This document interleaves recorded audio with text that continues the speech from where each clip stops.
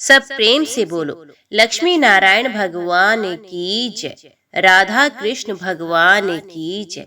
आप सभी को जय मां कंजक चैनल की तरफ से नरक चतुर्दशी छोटी दीपावली की हार्दिक शुभकामनाएं।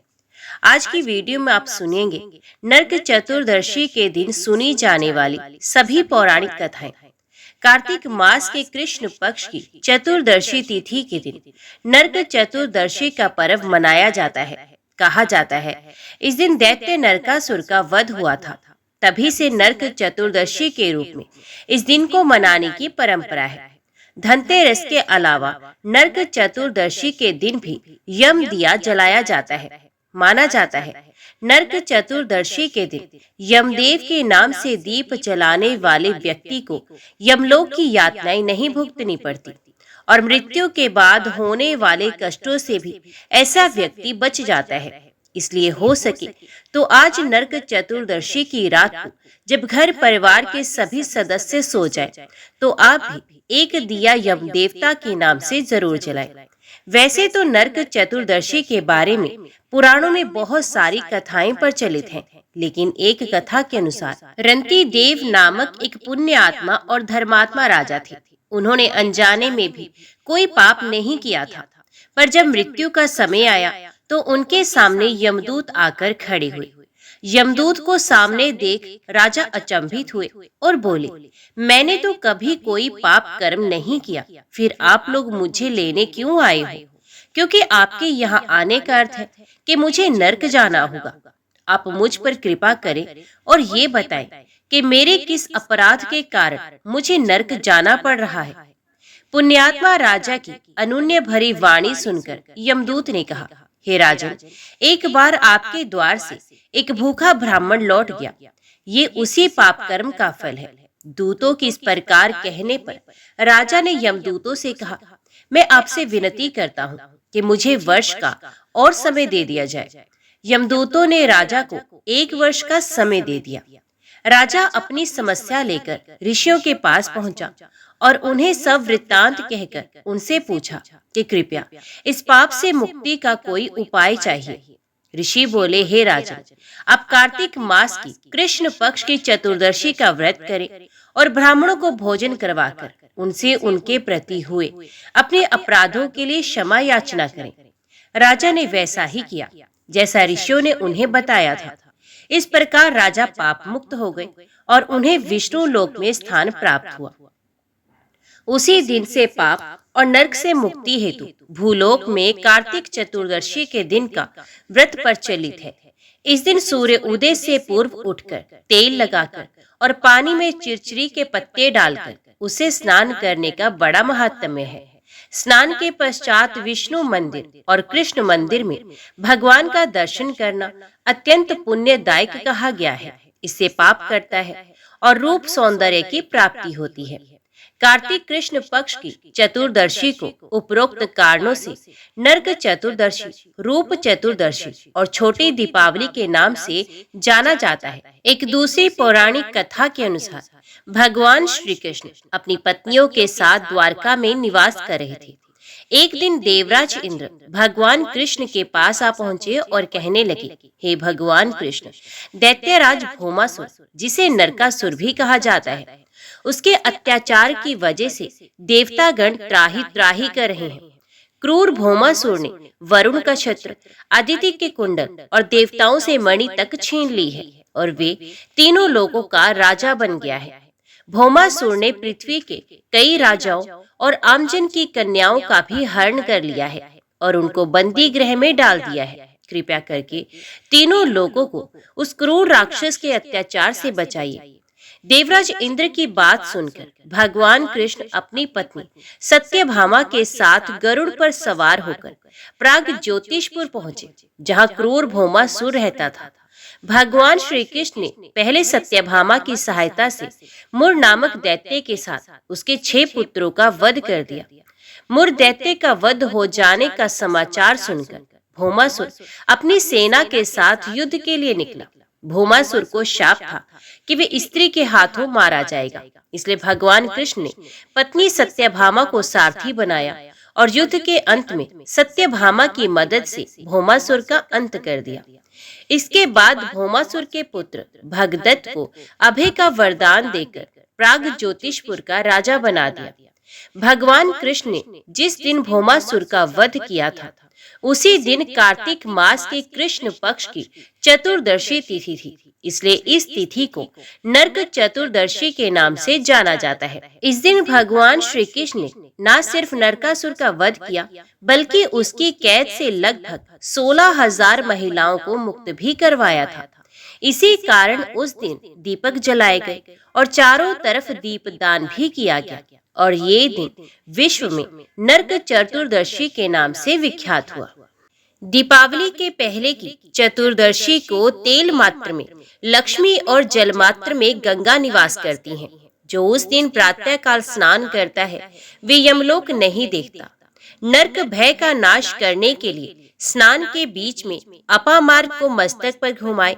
3 बार मंत्र पढ़कर 3 ही बार घुमाना चाहिए। मंत्र इस प्रकार है: जोते हुए खेत के ढेले से युक्त और कंटक विशिष्ट पत्तों से सुशोभित अपामार्ग तुम बार बार घुमाए जाने पर मेरे पापों को हर लो। ऐसा कहकर अपने सर पर अपामार्ग घुमाए। स्नान करके भीगे वस्त्र से मृत्यु के पुत्र रूप 2 कुत्तों को दीपदान दे। उस समय ये मंत्र पढ़े: काले और चितकबरे रंग के 2 श्वान जो मृत्यु के पुत्र यमराज के सेवक तथा परस्पर भाई हैं, चतुर्दशी को दीपदान करने से मुझ पर प्रसन्न हो। फिर स्नान करने के बाद 14 यमों का तर्पण करें। इनमें से प्रत्येक के अंत में नमः पद जोड़कर बोले और एक एक मंत्र को 3-3 बार कहकर तिल मिश्रित जल की 3-3 अंजलियां दें। यमराज का तर्पण यज्ञोपवीति होकर, अर्थात यज्ञोपवीत को बाएं कंधे पर रखकर अथवा प्राचीन वीति होकर जनेऊ को दाहिने कंधे पर रखकर भी किया जा सकता है, क्योंकि यमराज देवता और पितृ दोनों ही पदों पर स्थित हैं। अतः उनमें उभय रूपता है। जिसके पिता जीवित हो, वे भी यम और भीष्म के लिए तर्पण कर सकता है। कार्तिक कृष्ण चतुर्दशी को यदि अमावस्या भी हो और उसमें स्वाति नक्षत्र का योग हो, तो उसी दिन दीपावली होती है। उस दिन से आरंभ करके 3 दिनों तक दीप उत्सव करना चाहिए, क्योंकि एक समय राजा बलि ने भगवान से ये वर मांगा था कि मैंने शग्न से वामन रूप धारण करने वाले आपको भूमि दान दी है, और आपने उसे 3 दिनों में 3 पगों द्वारा नाप लिया है। अतः आज से लेकर 3 दिनों तक प्रति वर्ष पृथ्वी पर मेरा राज्य रहे।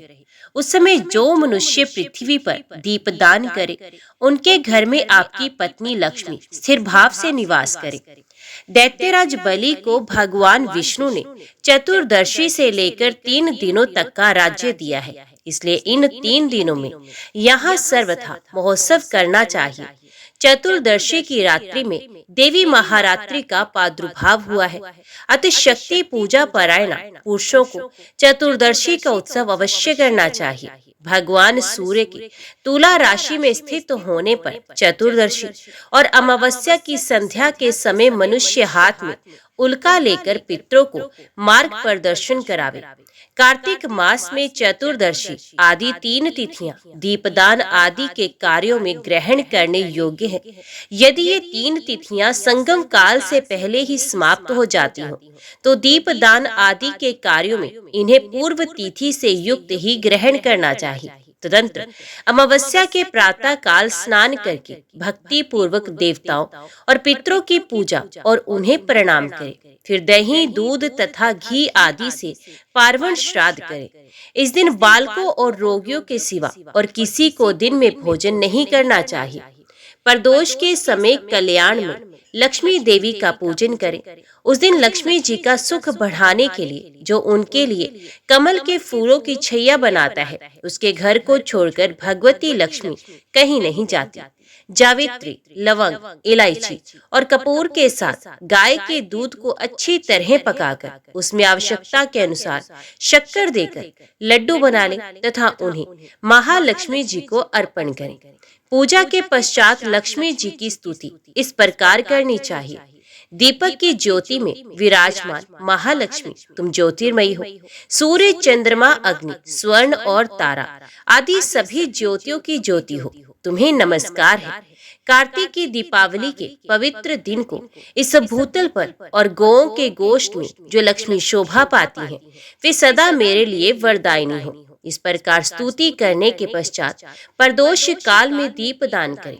अपनी शक्ति के अनुसार देव मंदिर आदि में दीपकों का वृक्ष बनाए। चौराहे पर, शमशान भूमि में, नदी के किनारे, पर्वत पर, घरों में, वृक्षों की जड़ों में, गौशालाओं में, चबूतरों पर तथा प्रत्येक गृह में दीपक जलाकर रखना चाहिए। पहले ब्राह्मणों और भूखे मनुष्यों को भोजन कराकर पीछे स्वयं नूतन वस्त्र और आभूषण से विभूषित होकर भोजन करना चाहिए।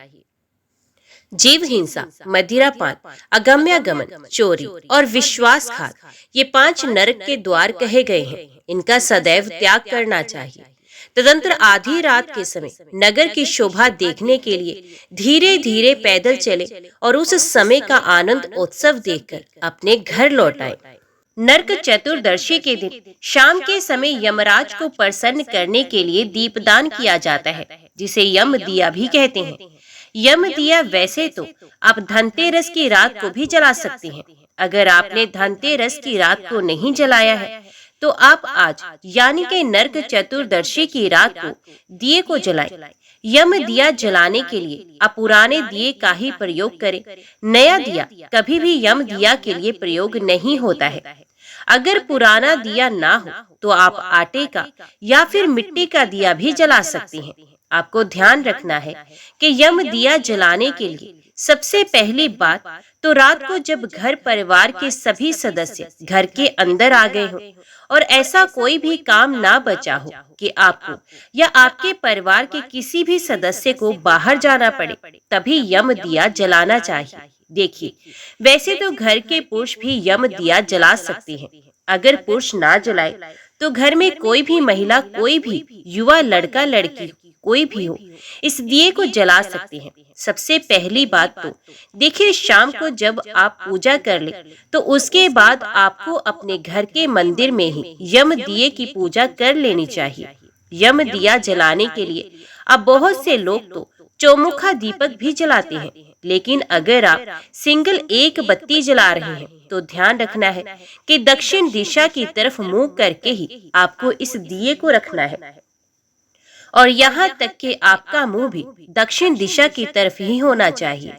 यम दिया बाहर रखने से पहले आप चाहें तो अपने घर के मंदिर में रखकर भी इसे जला सकती हैं और उसके बाद बाहर ले जाकर आप इस दिए को रख सकती हैं। देखिए, कहीं कहीं आप यम दिया रख सकती हैं। सबसे पहली बात तो अगर आपके लिए बाहर जाना संभव नहीं हो, जैसे कि आपके आसपास नाली ना हो, कूड़े का ढेर ना हो, सुनसान जगह ना हो या चौराहा ना हो, तब आप इसे अपने घर के मुख्य द्वार पर भी रख सकती हैं। लेकिन यम दिया हमेशा घर के बाहर रखकर ही जलाया जाता है। मतलब जब आप रखेंगे तो बाहर की तरफ ये दिया होना चाहिए, मुख्य द्वार के अंदर ना हो, तो इसका मुंह दक्षिण दिशा की तरफ होना चाहिए। और सबसे पहले आप चाहे तो 7 प्रकार के अनाज या फिर चावल की ढेरी या फिर गेहूं की ढेरी बनाकर उसके ऊपर आप यम दिए की स्थापना करेंगे। स्थापना करने के बाद यम दिए की अक्षत कुमकुम से पूजा करें, हाथ जोड़कर प्रार्थना करें और यम दिए के अंदर आप जलाते समय 7 दाने गेहूं के या चावल के डाल सकते हैं या फिर एक सिक्का आप डाल सकते हैं, या अगर आपके पास कौड़ी है तो उसे भी आप उस यम दिए के अंदर डाल सकते हैं। और फिर आप इस तरह से हाथ जोड़कर प्रार्थना करें कि आप और आपके परिवार को यमदेव हर प्रकार से सुरक्षा प्रदान करें। किसी की भी अकाल मृत्यु आपके घर परिवार में या किसी भी रिश्तेदारी में ना हो। इसके साथ ही आप यम दिया जलाकर घर के अंदर आ जाएंगे। आपको ध्यान रखना है, यम दिया जलाने के बाद वापस पलटकर इस दिए को मुड़कर नहीं देखना चाहिए। फिर आप अगले दिन यानी कि जिस रात आपने दिया जलाया है उस रात के अगले दिन सुबह अंधेरे ही आप उठकर क्या करेंगे, सूर्य उदय से पहले उठकर आप इस दिए को बाहर कहीं भी फेंक देंगे, चौराहे पर या नाली के पास में, जहाँ पर भी जगह है, या कूड़े के ढेर में भी आप इसे डाल सकते हैं। लेकिन इसके अंदर अगर आपने अनाज डाला है तो आप उसे निकालकर चिड़िया को डाल सकती हैं, और अगर आपने सिक्का डाला है तो आप उस सिक्के को किसी को दान कर सकते हैं।